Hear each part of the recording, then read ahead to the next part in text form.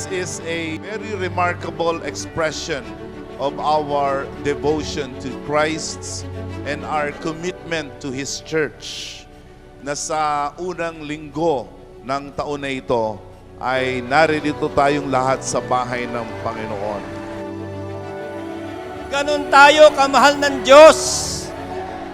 Inilapit tayo ng Diyos sa Kanya sa paglalagay ng apostol na nangangasiwa.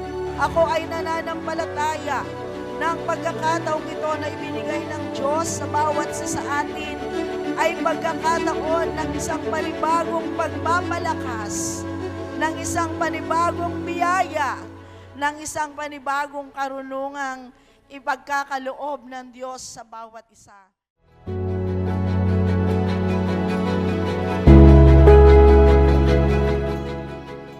Purihin ang pangalan ng ating Panginoon.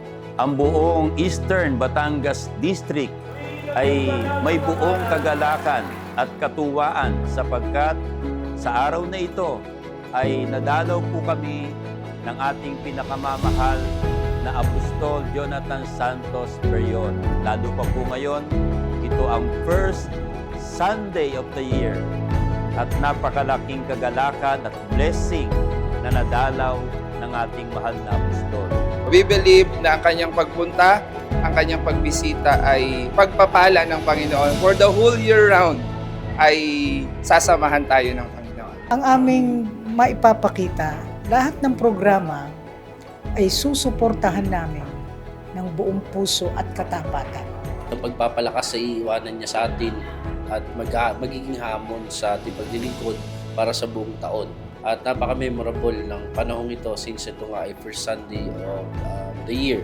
Ay blessing, start of the year for our faith na nabisita tayo ng mahal na apostol. Dahil alam naman natin, kapag ang mahal na apostol ay bumisita sa isang lugar, check na may blessing na dala yan. Ako'y nagagalak sapagkat napakalaking biyaya nga po na bilang isang kabataan ay maging kabahagi sa ganitong gawain kung saan ang mahal na apostol lang mismo ang magdadala sa ating ng salita ng Diyos.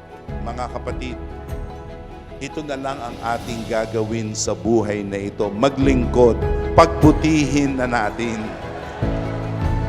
Wala nang ibang gustong gawin ang Diyos sa atin. Wala nang ibang gustong ipagawa ang Diyos sa atin. Isa lang ang dapat nating gawin sa buhay natin ito. Walang iba kundi ang maglingkod.